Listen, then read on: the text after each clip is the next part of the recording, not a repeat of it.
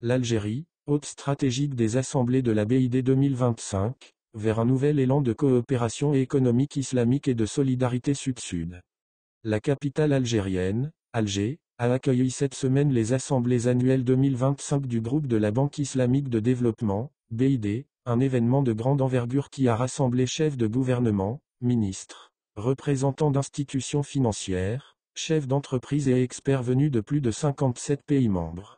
L'ouverture officielle, présidée par le Premier ministre Nadir Larbaoui, a marqué le ton d'une volonté partagée de refonder la coopération financière islamique dans un contexte mondial profondément bouleversé. Une vision algérienne fondée sur le développement indépendant. Dans son discours d'ouverture, Nadir Larbaoui a souligné avec force que les institutions multilatérales, telles que la BID, sont aujourd'hui confrontées à un impératif: redoubler d'efforts pour renforcer leurs capacités de financement et d'assistance technique, et surtout, aligner leurs interventions sur les priorités des pays membres. Pour l'Algérie, ces priorités sont claires: infrastructure, industrialisation, résilience économique et inclusion sociale. Le chef du gouvernement a insisté sur le rôle décisif que doivent jouer les mécanismes de financement sud-sud. Selon lui, dans un environnement géopolitique instable, où les tensions économiques mondiales fragilisent les pays en développement, il devient crucial pour les nations du Sud de coopérer directement, en s'appuyant sur leurs propres institutions, comme la BID. Ce partenariat Sud-Sud n'est plus une option diplomatique, mais une nécessité stratégique. La Palestine au cœur des préoccupations. Fidèle à ses engagements historiques, l'Algérie a profité de cette tribune pour appeler à une mobilisation urgente en faveur du peuple palestinien, victime d'une agression brutale, prolongée et systématique. Le Premier ministre a dénoncé la passivité de la communauté internationale face à la destruction de Gaza, réaffirmant que le soutien économique à la Palestine doit être une priorité absolue du groupe de la BID. Il a notamment plaidé pour que des fonds soient affectés à la reconstruction des infrastructures de base, telles que les hôpitaux, les écoles et les systèmes d'assainissement. L'Algérie, qui a déjà consacré plusieurs aides humanitaires à la Palestine, propose désormais une approche plus structurée, avec une coopération à long terme reposant sur le renforcement des capacités locales palestiniennes. L'Algérie, pilier historique de la coopération islamique.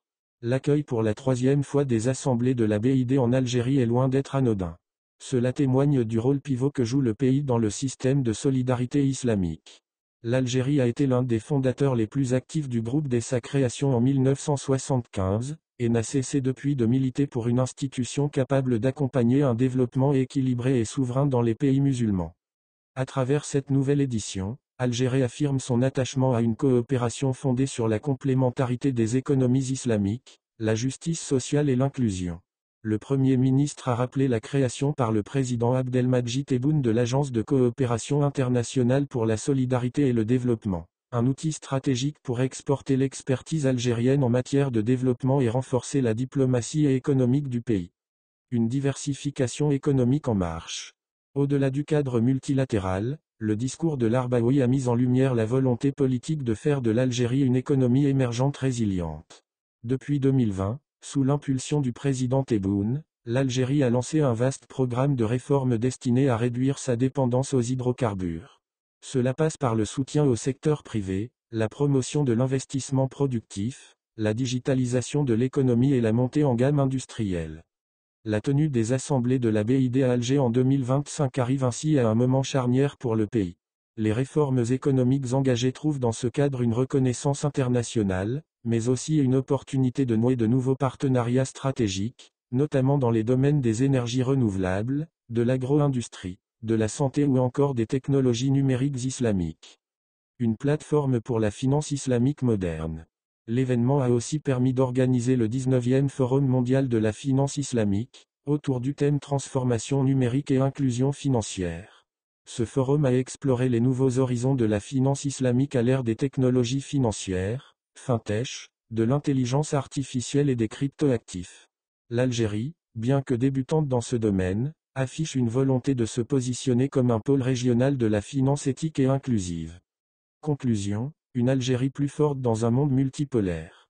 L'intervention du Premier ministre Larbaoui à cette occasion a été saluée par de nombreux observateurs comme étant stratégique et rassembleuse.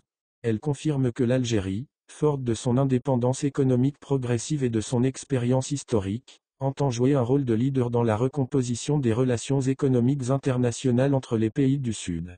Les assemblées de la BID 2025 auront ainsi servi de tremplin pour une diplomatie économique ambitieuse, résolument tournée vers l'avenir et fondée sur la solidarité islamique, l'équité et l'efficacité.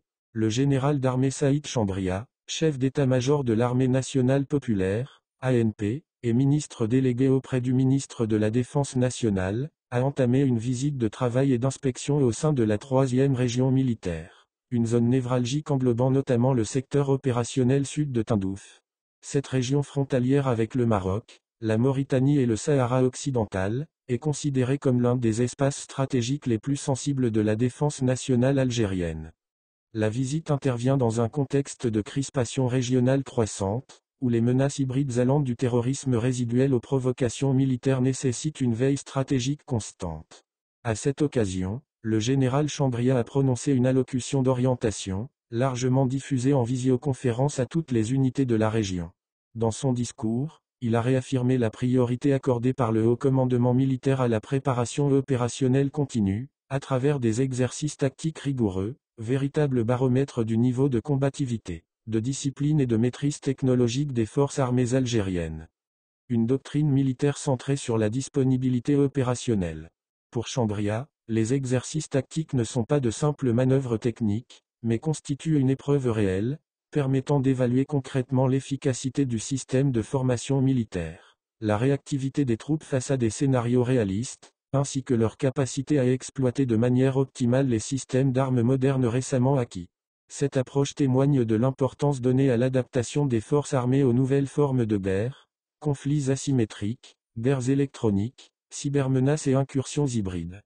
La 3e région militaire, par sa proximité avec le mur de défense marocain et les zones libérées du Sahara occidental, est un théâtre potentiel de tension. L'ANP y maintient une présence robuste, appuyée par des moyens aériens, des unités de surveillance avancées, des radars transhorizons et une coopération directe avec la garde frontière et les services de renseignement. Tindouf, un verrou stratégique face à l'instabilité régionale. Le positionnement de l'ANP dans la région de Tindouf n'est pas anodin. Cette zone concentre un ensemble d'enjeux géopolitiques, la proximité du conflit non résolu au Sahara occidental, les incursions de drones marocains dans les zones sous contrôle du Front Polisario, ainsi que les mouvements suspects le long des frontières avec la Mauritanie et le Mali, dans un Sahel en pleine recomposition. Les autorités militaires algériennes redoutent notamment les conséquences d'un redéploiement des groupes armés terroristes expulsés du nord du Mali depuis le départ des forces françaises de Barkhane et de la MINUSMA. Tindouf constitue donc une base avancée pour des opérations de contre-terrorisme, de surveillance électronique et de projection rapide en cas de menace extérieure. L'intégration technologique au service d'une armée de nouvelle génération. Le discours de Chambria a également mis l'accent sur la modernisation continue des forces armées algériennes. L'ANP a renforcé ces dernières années ses capacités de défense avec l'acquisition de systèmes de défense aérienne intégrés, de drones de reconnaissance, de véhicules blindés de nouvelle génération et de radars multifréquences. Ces équipements, en majorité d'origine russe, chinoise ou locale, nécessitent une formation continue et une parfaite maîtrise technologique. C'est dans ce cadre que s'inscrivent les exercices tactiques intensifs ordonnés par le haut commandement. Le général Chambria a rappelé que la préparation au combat doit être continue et adaptée aux réalités du champ de bataille moderne, les performances individuelles, la discipline et la capacité d'adaptation aux conditions changeantes de la bataille sont des qualités nécessaires pour mener le corps de bataille à la victoire, a martelé, insistant sur le professionnalisme comme clé de voûte de l'efficacité opérationnelle. Préparer l'ANP aux défis futurs dans un monde en mutation.